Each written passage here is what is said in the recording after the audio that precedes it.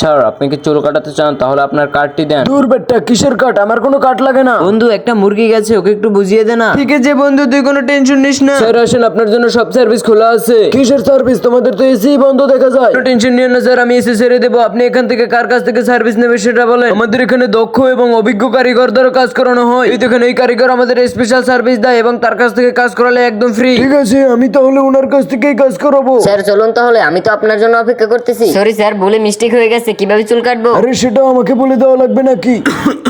বন্ধু ফ্রি, একদম কেটে দে সব। আরে সেটা আবার আমাকে বলা লাগে নাকি? স্যার আপনাকে কি ভূতের মাস্ক পরাবো নাকি? তাহলে আপনার ফেস অনেক সুন্দর হয়ে যাবে। না না, কোনো দরকার নেই আমার। স্যার ওটা করলে আপনার পাতলা চুল অনেক ঘন হয়ে যাবে কিন্তু। বলছি না, লাগবে না আমার। আরে স্যার আপনি বুঝতেছেন না কেন? সব তো আপনাকে ফ্রিতেই করে দিচ্ছি আমরা। দূর, তোমাকে একবার বলেছি না ওটা আমার লাগবে না। তুই আমার সাথে চিল্লাইছিস না? তোর আজকে খবর আছে, দাঁড়া। এই যে দেখেন স্যার, আপনার কাজটি হয়ে গেছে।